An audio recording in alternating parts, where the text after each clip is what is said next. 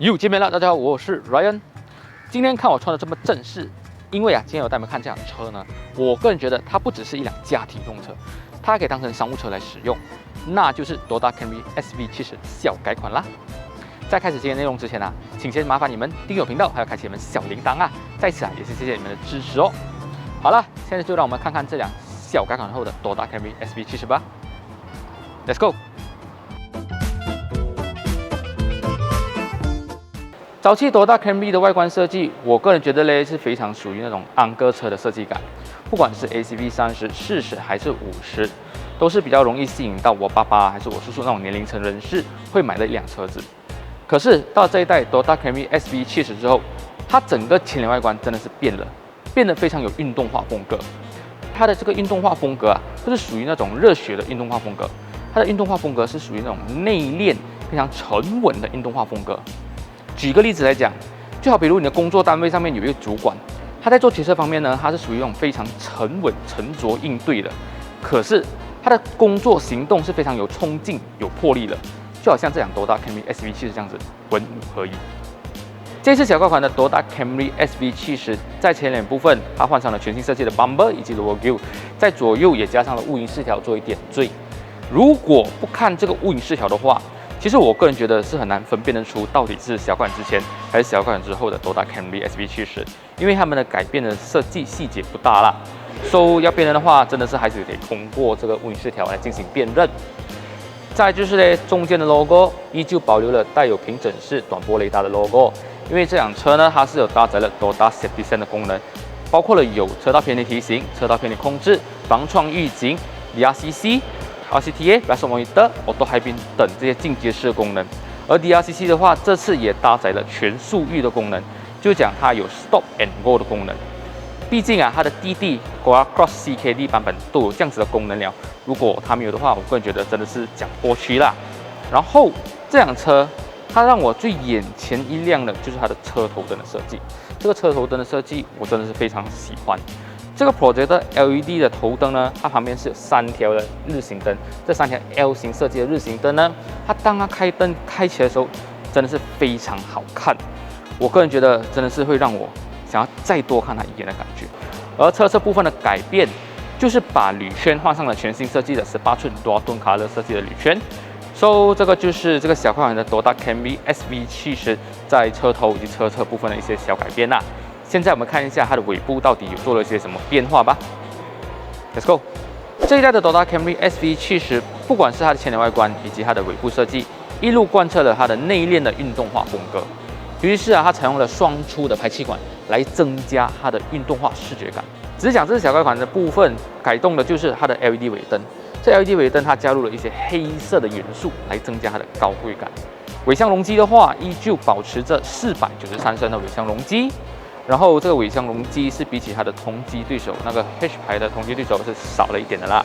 至于 spare tire 的话，是配上了 full size 的 spare saver tire。这个尾部部分的一些小改变就是这样子啦。现在我们来看一下动力部分做了一些什么大改变吧。来，现在我们看一下这个动力部分到底这个小改款的 Camry 做了些什么提升。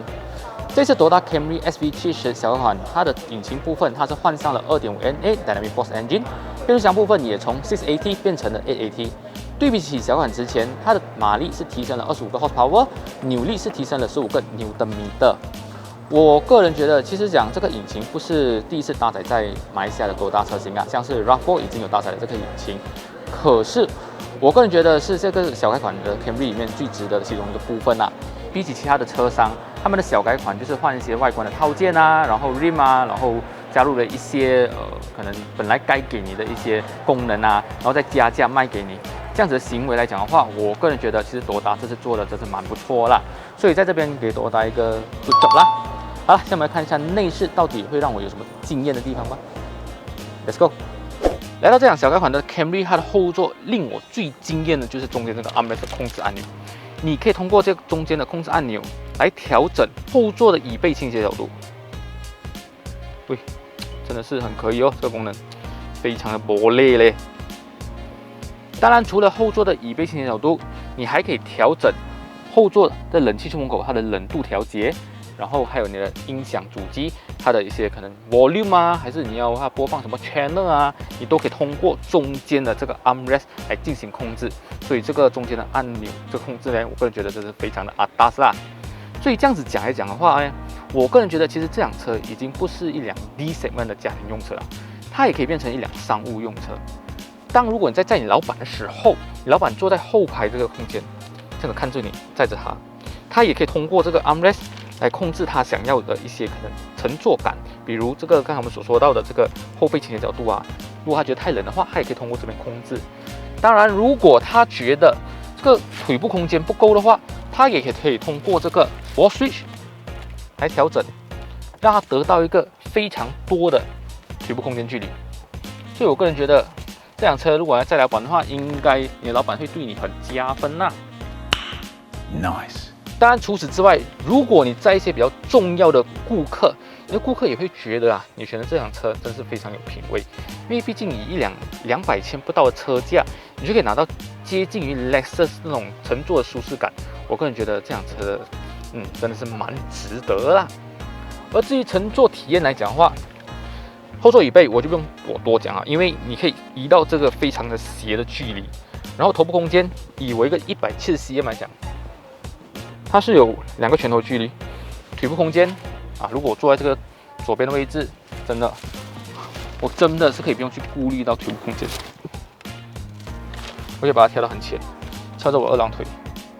然后静静的坐在后座，真的是一个非常舒适的享受啦。好了，这个后座的乘坐体验以及配置介绍呢，就大概到这边啦。现在我们来看一下前面的内饰，到底还有什么可以让我更加惊艳的吗？Let's go。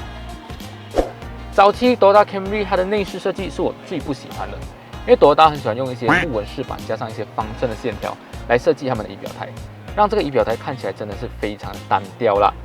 但是到了 SV70，不管是小改之前还是小改之后，它的仪表台的设计真的是非常有流线感，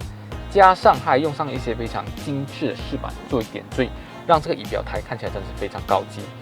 而且它的用料该软的都是软的。该硬的它也是给硬的，所以这个仪表台真的是非常的看起来不错啦。